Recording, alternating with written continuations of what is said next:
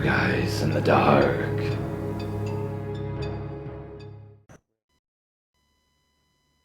Many years ago, my family lived in a sketchy area of a small town in South Carolina. Our neighbor 2 doors down was a well-known drug dealer, and there was always shady people walking up and down our street and through our yard late at night. Now my fiancé is a night owl, and I worked nights, so we were always up late. My daughters weren't in school just yet, and thankfully liked to sleep in as much as we did.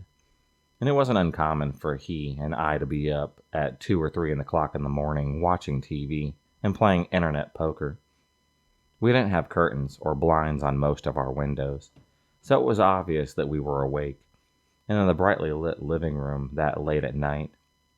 Everyone in the neighborhood was also familiar with our 2 oversized German Shepherds.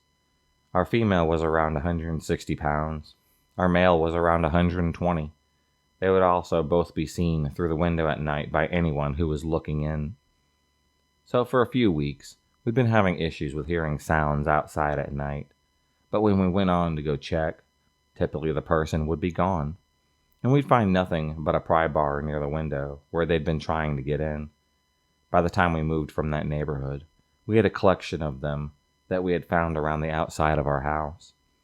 What couldn't be seen through the windows was that my fiancé had drilled holes through both wooden frames of each window, and then had them held in place with 3-inch nails, so they couldn't be opened without taking the nails out of the holes first. One night we were sitting in the living room at around 3 o'clock in the morning. We hear a sound on the window directly between our 2 computers. The dogs are sitting in front of the window, just growling and staring out. And when we looked outside, we could see a guy trying to pry open the window. We both stood in front of that window, staring directly at him. The dogs were barking, but he was so drugged up apparently that he didn't notice any of us were there until my fiancé had knocked on the window. He ran off. My fiancé headed out to go collect the pry bar. We figured that would be the end of it. But the next night, the same guy was at it again, at a different window in the living room. The process repeated, with my fiancé knocking on the window and scaring him off, then collecting the pry bar. When he showed up on the 3rd night, we decided that we had enough. This time, instead of knocking on the window, my fiancé went outside without alerting him. So this is what the guy trying to break into the house had saw. First, my fiancé steps out onto the porch. He's 6'5", but he's really skinny. Uses a cane as a large portion of the time. So despite his height, he appeared pretty non-threatening. When the guy noticed him there, he didn't try to run this time. Apparently thinking that he could take him, they stared at each other down for a few minutes, and then the guy raised the pry bar like he was going to move towards my fiancé. All hell broke loose suddenly. My fiancé, despite using a cane, is fast when he needs to be. In an instant, he popped open the front door, released both of the dogs, and at the same time pulled a machete out of the back of his pants and took off after the dude. So here the guy thinks that he's got an easy target, only to be chased down by nearly 300-pound combined pounds of snarling teeth and muscle, and a crazy skinny white guy with a machete. I've never seen a crackhead run so fast in my life. All I can say is, house-breaking drug addict guy, for your sake, I really hope that you never try my house, because next time, my dogs just might catch you. Hunting. It's a hobby of mine, and runs in the family. My favorite animals to catch are deer and boar, as they are quite a challenge to catch, and I love a challenge, as well as general hunting. Camping in the woods is therapeutic for me, as you're in nature's natural habitat, which can be greatly enjoyed when you're by yourself. Accompanying this area, the type of people that you meet while hiking, I've met people who shared their food and campfire with me. Some even hiked with me in the gorgeous wilderness, as we call the woods. But most of the time, it's your animal friends who accompany you while walking and camping. I wish this story was about all of the above, but things took a plummet for the worst, and this is my story. I had recently completed an assignment which I would like to describe as long-winded and quite boring, even though it was my favorite topic, human biology. Due to this, I decided to take a 5-day hike across a vast stretch of woods. Brilliant for hunting, apparently. As a hunting enthusiast, I decided to hunt for some deer, and possibly some boar, if I came across any, that is. So I prepped up my water filter, packed up my tranquilizer and hunting equipment, as well as my pop-up tent and some snacks and high energy, and then took a 3.5-hour drive to my destination. I was stoked and excited, as I loved camping and hunting, as I would unwind around nature and overall enjoy the set atmosphere the woods provided. After what seemed like days behind the wheel, I arrived at what looked like an abandoned parking lot at 3:30 p.m., as all the bays were empty and the ranger's office looked as if it hadn't been occupied for years. But I brushed it off, parked up, and began my hike. The place gave me a very uneasy vibe, as if the woods beyond the ranger's office was sinister, in a way. I can't really describe what gave me this uneasiness, but I honestly chalked it up to the place looking abandoned and creepy. Either way, I headed up into the path and began scouting the area for animals. I've got to be honest, this set of woods was exquisite. The sun was shining through the trees, and the animals were up and active, and I came across a few deer, but no boars, unfortunately. Fast forward to 8:30 p.m. It was uneventful, to be honest, and it was getting pretty dark and gloomy now as it's mid-November. Now I need to add that I'm quite a paranoid guy, as I was burgled at the age of 15, and all was okay in the end. But that paranoia of something or someone lurking in the shadows stays with me in the back of my mind, when I'm out alone at night at least. Anyways, excuse the babbling. I then whipped up a fire, cooked up some marshmallows, and warmed up some beans and ate away, minding my own business. After this, I decided to go for a late night hunt, as I did a 2-week course on how to hunt prey in the woods when it's dark, and I think it's really paid off. 15 minutes later, I put the fire out as I was prepared to go on a late night hunt, but then my blood ran as cold as ice, and my hands started to shake when I saw a silhouette of a person about 100 meters away from me. It was unexpected, so I was internally freaked the fuck out. As well as this, I noticed a small pocket knife in their left hand, and it looked like they were crouching and stalking something, as they had their knife at the ready. I believed that it was a man, about 6 foot tall, and his back was facing me, so I believed that he didn't notice that I was there, which I took as a godsend. However, it could just be another hunter, like myself. After shitting bricks while watching this man for about 5 minutes, he disappeared into the inky night, and I got over it pretty quickly, as I thought he was a fellow hunter like myself. I honestly wished that that was the case. Fast forward 1 hour, and it's around 9:45 p.m.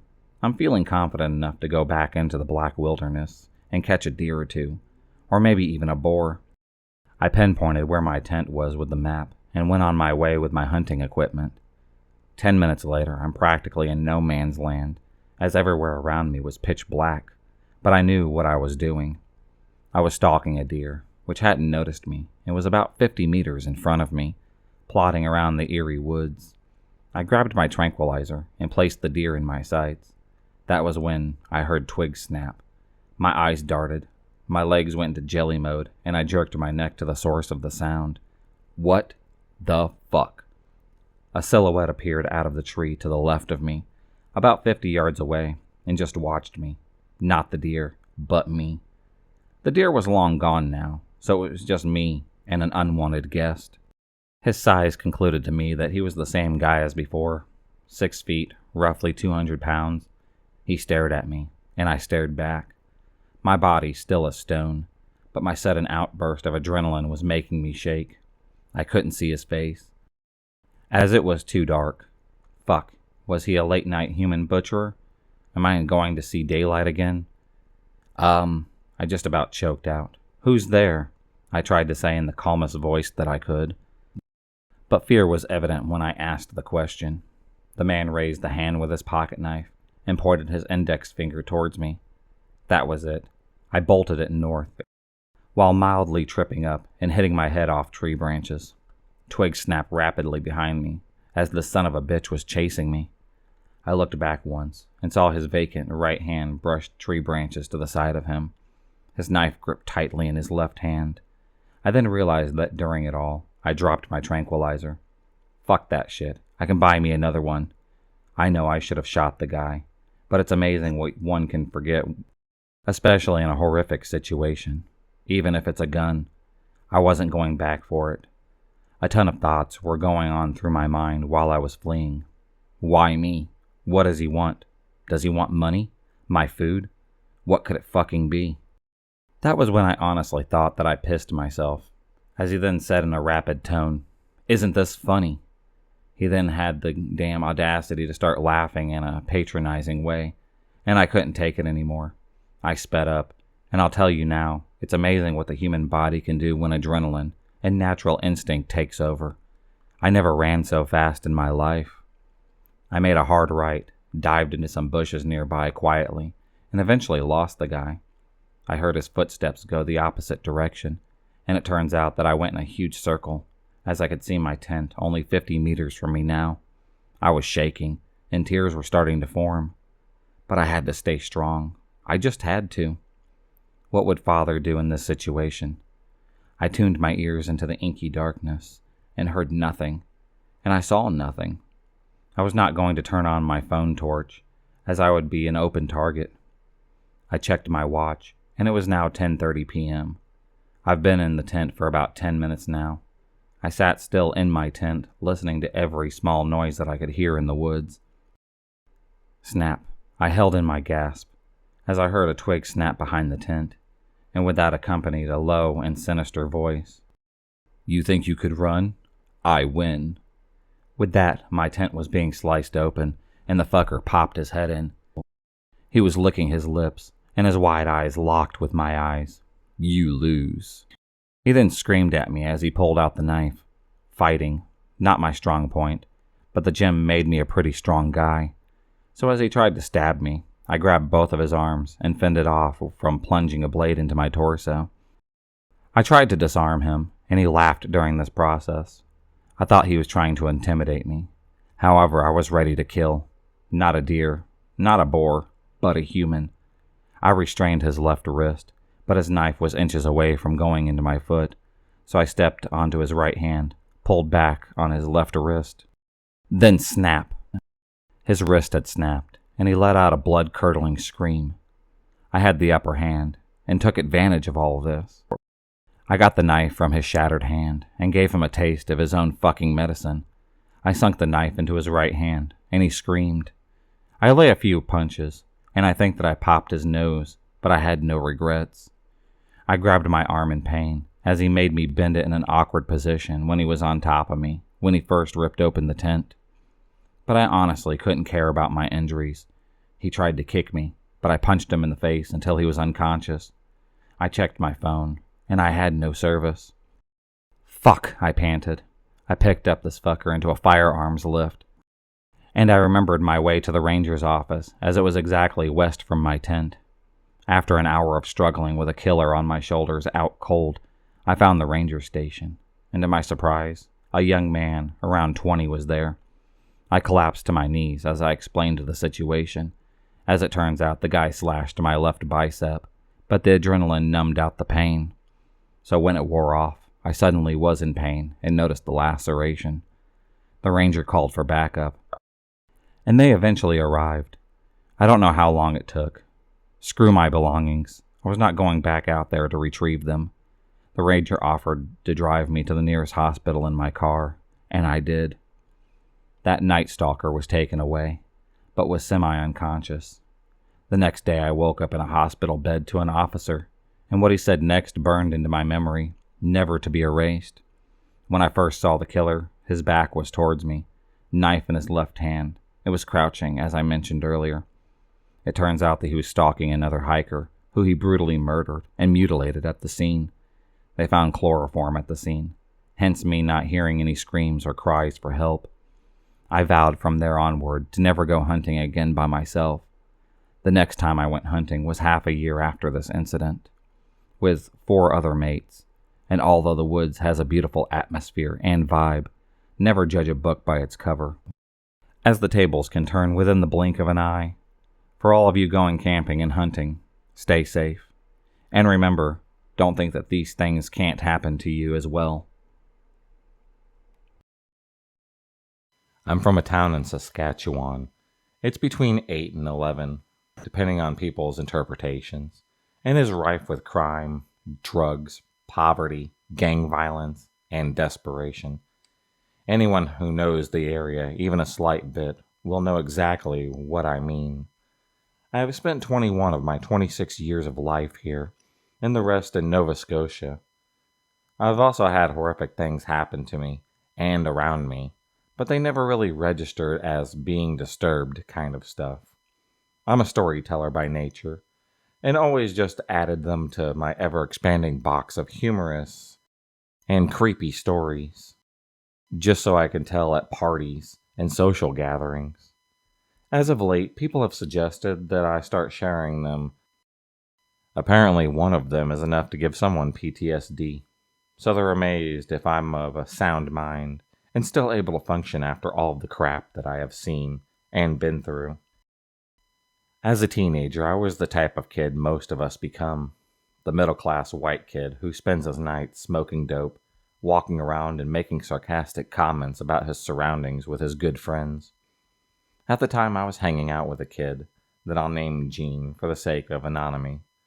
And this specific night, we'd gotten sick of playing Gears of War 2. We wanted to go for a walk. I was never a Gears of War kind of guy. To me, violence was boring. I was raised on Nintendo. And at the time, I was a casual Sims player who spent most of his time writing short stories. Gene had spent 12 hours before I came over playing Gears of War, so easy to say by 11 p.m. we were both fed up with it. We decided to check what new games had been released at the store, which was around 2 kilometers from his house, through the thicket of the town, through the drug dealer houses, the homeless camps, abandoned warehouses, throughout the areas where the goth, white supremacists, or emo kids would all hang out, and right into Desperation Avenue, as I call it. It was that neighborhood that no one lived in unless your husband had just walked out on you, and your kids without leaving you any child support. Those were the type of people living in that area. We get to the game shop half an hour before closing, and we begin browsing the store. It was dark outside, and looking through the store windows looked like you were in an oil pit. Just thick, vicious blackness. I felt an understandably uneasy right from the start. And so, right on closing, when my friend decided on some stuff, he chose some of the James Bond games for the original Xbox. I was just glad to get out of there. As we leave the store, we get into the light at the back side of the store, which at the same time was the last light that we'd seen until we had crossed back over to the safer part of town. Just then, we heard a native man sweet-talking someone. We turned to our right, and he was tall as hell. Muscular native man with 2 slightly overweight henchmen standing at the front door of an apartment. His Glock was pressed down on the speaker box button. A woman could be heard on the speaker saying stuff like, "No, I ain't letting you in, babe. You probably got your goons outside." To which the man's gun was still pressing the button. His backup hiding a revolver right behind their backs, saying, "Come on, who do you think that I am, babe? I wouldn't be here if I didn't want to make things right with you. Now who's my boo?" In a voice that was both completely condescending and entirely disgustingly playful. Disgustingly playful, like you have a couple nearby doing baby talk to one another, and pray for someone to drug you and drag you away from them. The woman, after all this, starts going, "Well," and then carried on that, "Well," and as she did, the guy turned back to see us slowly watching this unfold, and then he whistled.